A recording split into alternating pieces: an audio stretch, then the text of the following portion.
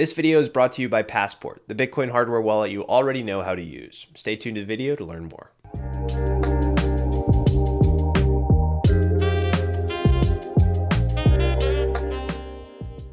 Bitcoin is an asset just now entering its teenage years. Obviously, we know, if you're longtime viewers of the channel, that Bitcoin was created on October 31st, 2008, and it went into operation on January 3rd, 2009.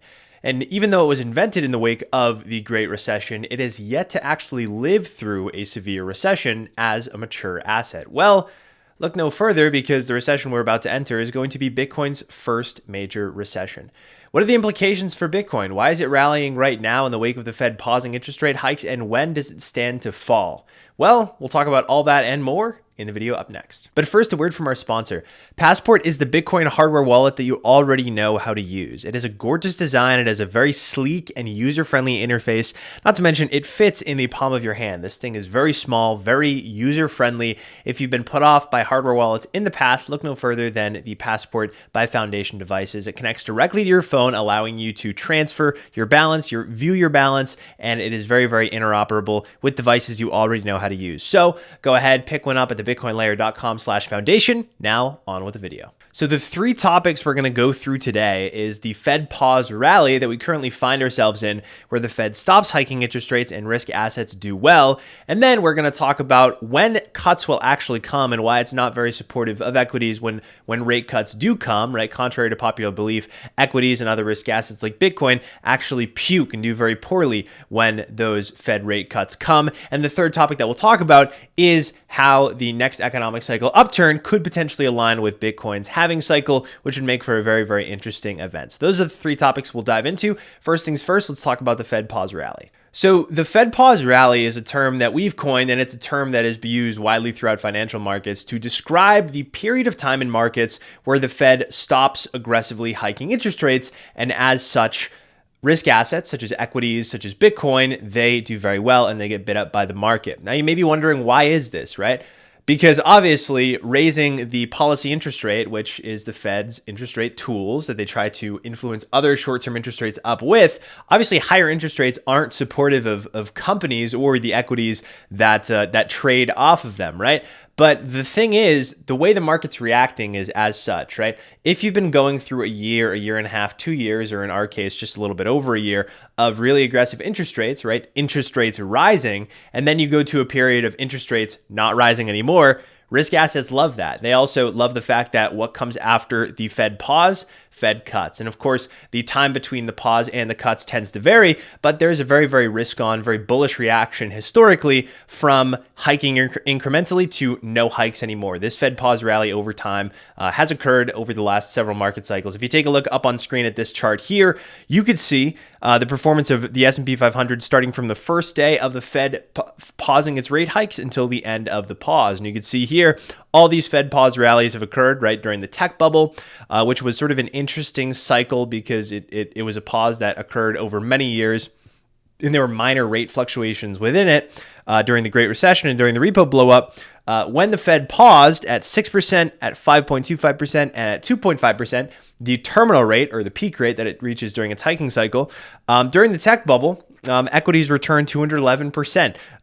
During the Great Recession, equities returned 16.01%. And during the repo blowup, or before the repo blowup, I should say, equities returned 20.19%. So the Fed pause is historically something that causes risk assets to rally, right? And this Fed pause rally is well underway across risk assets right now, particularly in the higher sensitive asset classes, such as the NASDAQ, more tech-sensitive firms, the S&P 500, it started rallying somewhat, but particularly the highly market-sensitive asset that is the large neon sign you see behind me in Bitcoin, right? Bitcoin is highly sensitive to moves in markets because of its low liquidity profile and its excessive leverage. Take a look at this chart up on screen here.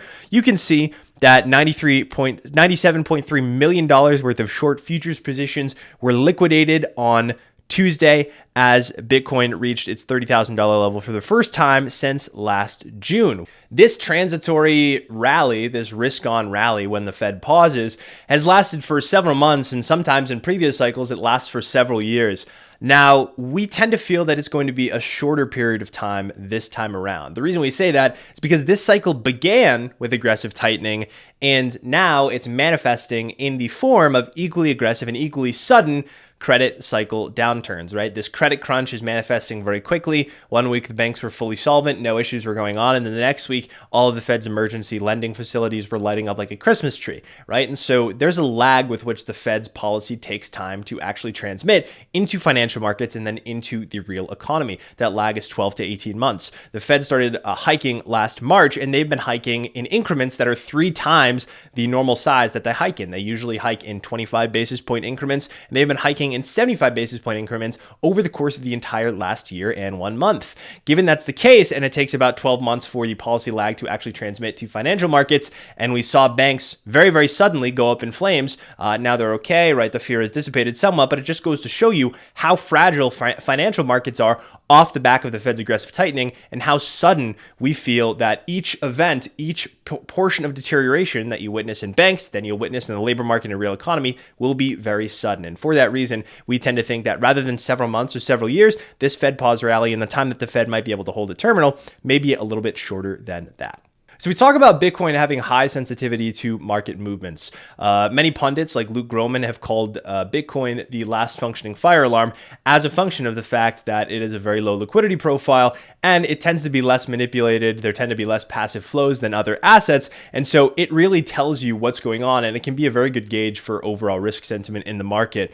Now, it has a very small liquidity profile, right? And so it really trades on a dime, and thereby it's a really good proxy for overall risk sentiment.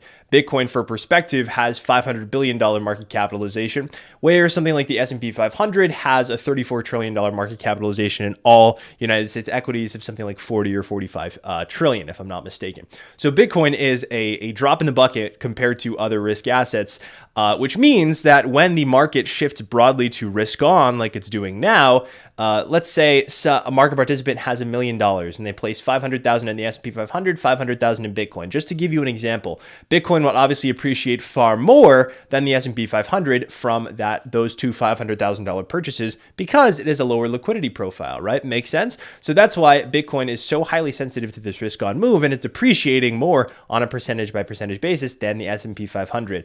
One of the hallmarks of Bitcoin, rather, is that it goes on these runs where it sort of decouples to the upside up above equities, and it outperforms them during these risk-on periods as a result of this low liquidity profile, and also a little bit excessive leverage. You'll see on this chart here, each time Bitcoin decouples to the upside, right, during these risk-on periods, you could see Bitcoin's correlation with the S&P 500 wane. You saw it during the last Fed pause rally in 2018 through 2019, and you're seeing it right now. Bitcoin's correlation with the S&P 500 was very heightened throughout all of 2022 when risk-on sentiment was basically totally deteriorating from the market, and it was basically just risk-off all the way through. And now, as we're getting into this Fed pause period where risk-on is really the move once again, Bitcoin's correlation with the S&P 500 is waning as Bitcoin goes on this percentage by percentage higher run than its equity counterparts.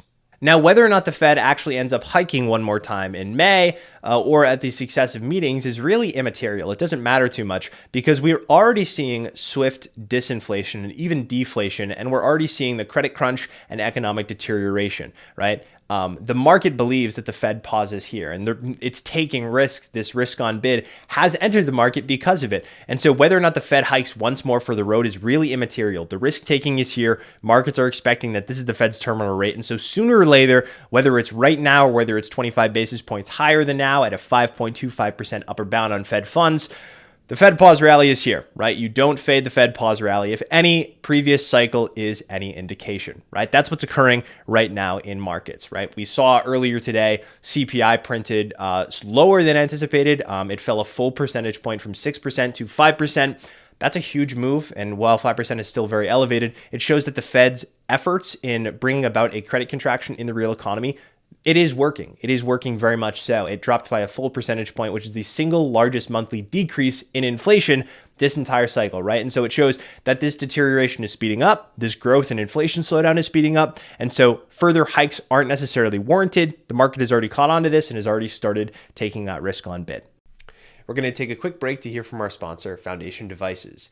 Passport is the Bitcoin hardware wallet that you already know how to use. With a gorgeous design and familiar interface, Passport makes it easier than ever to self-custody your Bitcoin. Take a look. This is an absolutely beautiful device. No more sitting at your computer or squinting at tiny screens. Passport, this small device that fits in the palm of your hand right here, it seamlessly connects to your phone and empowers you to quickly view your balances and move Bitcoin into and out of cold storage.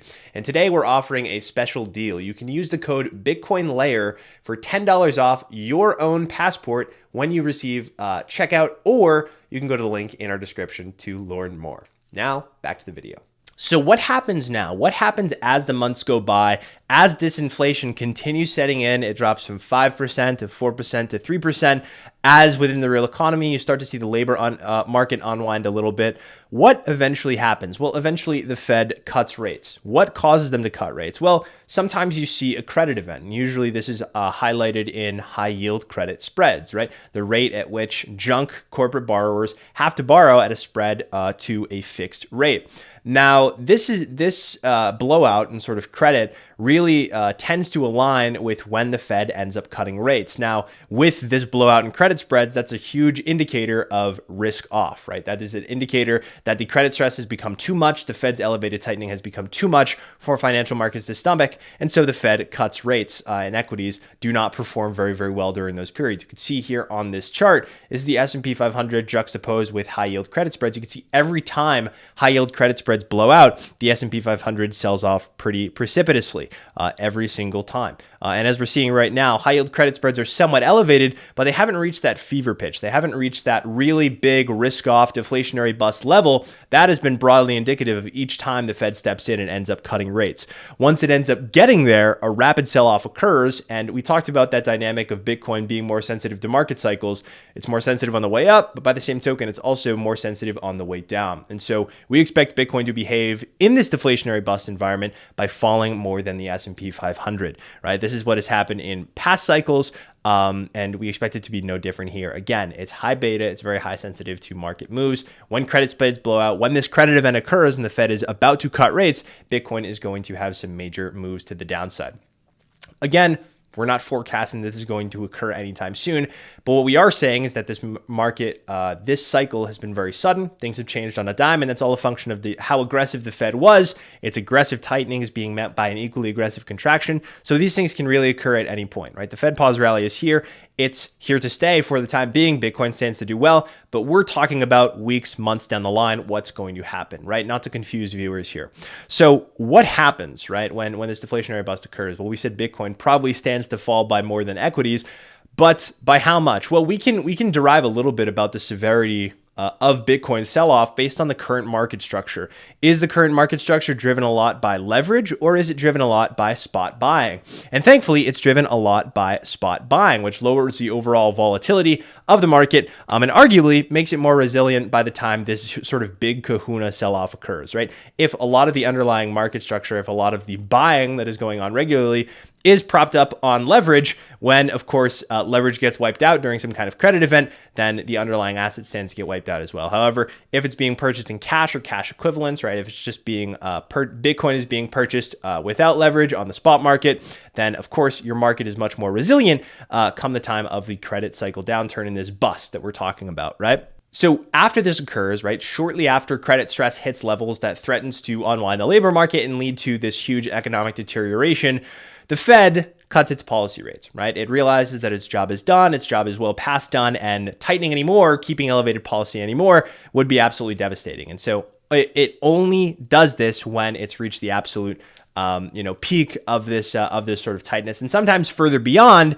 and some sort of credit event occurs, some sort of huge unwind, unforeseen thing occurs in the economy or the labor market. We hope that that doesn't happen, and we hope that we can avert a recession, but by all accounts, the Fed is late to the party basically every single time when it comes to cutting. And so, and when it comes to monetary policy in general, right? They look at lagging indicators and they conduct monetary policy a little bit too late. And so we're already entering into a recession. We view the likelihood that the Fed averts some sort of deflationary bust across markets is very, very low.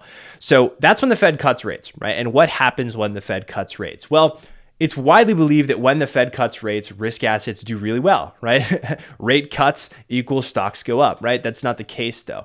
We're here to dispel that rumor for you. Risk assets do not rally when the Fed cuts rates. They actually puke.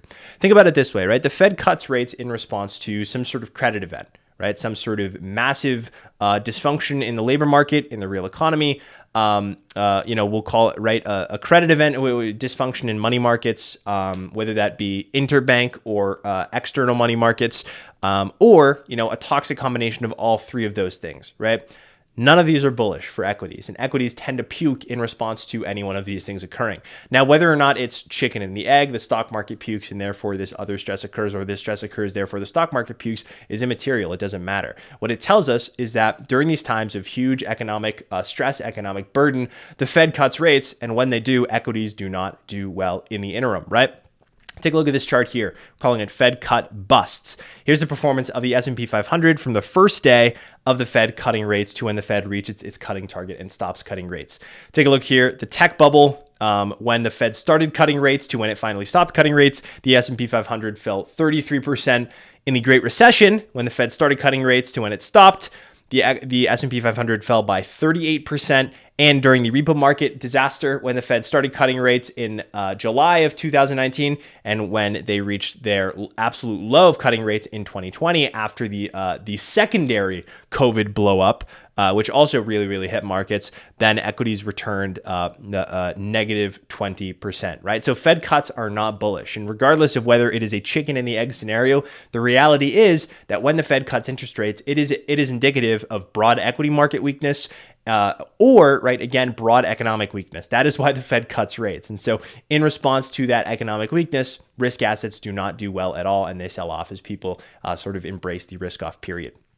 You can take a look. This is another much easier way to illustrate it. Here is a chart that highlights the Fed pause rallies in green and highlights the Fed cut busts in red. And you can see here, as the Fed pauses and holds at terminal, equities do very well. And then when the Fed cuts, equities do not do well. You can see that across the last three big recessionary periods, of course, those being the tech bubble, the great financial crisis in 2008, and the repo blow up in 2009 into 2020. So where does this leave Bitcoin, right? We're talking about this. We're talking about what's going to happen, the cross-asset reactions to the Fed pausing and then the Fed cutting interest rates. As we head into this credit crunch and the economy continues deteriorating over the next several months, where could Bitcoin end up sitting, right? Where will Bitcoin lie at the end of this? Well, there are a few different ways that we can sort of gauge that. Of course, none of them are an exact science. Every market cycle is different, but we do have to play it probabilistically, and we can sort of use history as our guide.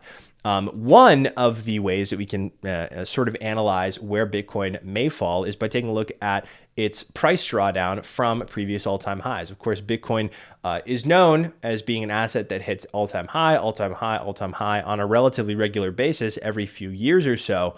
And every single time it hits a new all-time high, when it falls, right, when the price falls, it actually falls by a lower percentage each time. What do I mean by this? Well, if you'll take a look at this chart here, in 2012, when Bitcoin fell from its all-time high, it fell 93%, right? Which is a pretty substantial amount. But as the asset has matured, as it's got more liquidity and as it's taken more seriously in the eyes of the investing public, then it falls by larger or lower and lower amounts. You can see here, when Bitcoin fell from its all-time high in 2015, it only fell 85%. And then it only fell 83% in 2019. And then when it reached a new all-time high in 2021, it only fell 76% in 2022. Even during something like the COVID blow up, it didn't break this trend line. So you see this increasing trend line, higher highs every single time Bitcoin hits a new all-time high and then draws down. This is indicative of Bitcoin being taken more seriously in the eyes of market participants. As it matures into a real asset in the eyes of the public, it draws down by less and less, and the level at which it is perceived as inexpensive only rises. What does that tell us? Well, it tells us that Bitcoin very well may not draw down beyond 75% during this next deflationary bust period. Of course, this is not an exact science. We're just using history as our guide. But with history as our guide and Bitcoin's expanding liquidity profile, we'd say that it might be a surefire bet Bitcoin doesn't draw down any more than 75% during this next deflationary bust period. Another metric we can use to sort of gauge what Bitcoin will do during the Fed cut bust is Bitcoin's MVRV ratio, which is the market value of Bitcoin divided by the realized value of Bitcoin. And the realized value is just the average cost at which coins were last moved on chain. You can think of it as the average purchase price, right? If you take the purchase price of everybody who's bought Bitcoin across the Bitcoin network, you average it out, then it comes out to a price, and that is sort of the network cost basis. It can be thought of as a relative floor for Bitcoin's price. Now, in the last cycle, you'll see here up on the screen, Bitcoin fell below very briefly the realized price when the Fed paused hiking interest rates, right? And then as the Fed held all the way through 2019, when it ended up cutting, in 2020 when it finally cut, it rallied quite significantly. And this realized price acted sort of as a value floor for Bitcoin during the last Fed pause and Fed cutting period.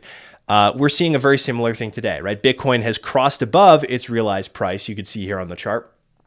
And now that the Fed is at its peak rate or nearing its peak rate, it stands to go on a little bit of a run here, potentially. However long this Fed pause rally lasts, it stands to be very, very supported during that period. And last time, you'll see when they cut, Bitcoin only very briefly dipped back below that realized price. And so with history as our guide, understanding that people are viewing the realized price as a very, very fair value range to buy Bitcoin, and the fact that it only stayed below the realized price for a week at the very most during the last period of Fed cuts, leads us to believe that a similar thing will occur this time, and realized price is right around the $20,000 level. So we can use that as our relative value floor this time around, as it has been during the last Fed rate cycle. And the last thing to consider is that on the other side of this economic contraction is an economic expansion, right? Expansion follows contraction. Regardless of the severity of the upcoming economic downturn, whether or not we avert a multi-year recession like 2008, it's immaterial, right? Eventually, markets will return to normal and react positively to easier monetary policy, which will allow risk-taking to resume and expansion in the real economy and financial markets to begin anew. And it just so happens that next April, Bitcoin's supply schedule is set to be cut in half from 6.25 Bitcoin issued every 10 minutes to 3.125 Bitcoin issued every 10 minutes. So a supply shock occurring right around the time that risk-taking might resume in markets. That's quite the confluence of two events occurring at once. Risk-taking occurs in markets, a new bid emerges for Bitcoin at the same time that less of it is being issued onto the market. That could be a massive boon for Bitcoin's price should these two events align. And while the timing is, of course, still uncertain, it is just a fascinating prospect that the expansion phase of the next market cycle could line up with within just a few months of Bitcoin's latest halving cycle. It's a fascinating prospect to say the very least. But for the time being, the Fed pause rally should not be ignored, guys. We are in this transitory risk-on phase.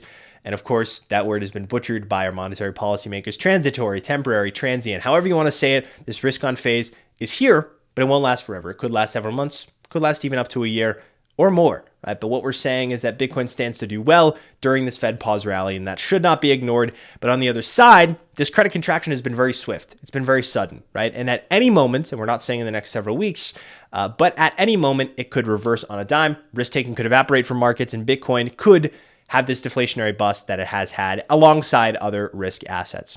So that's what the future holds for Bitcoin. And of course, on the other side of this storm is this bright, sunny rainbow, which could potentially line up with Bitcoin's halving cycle, but that's just conjecture, but it's fun conjecture. And it's the type of conjecture that we like to have in tasteful amounts here at the Bitcoin Layer.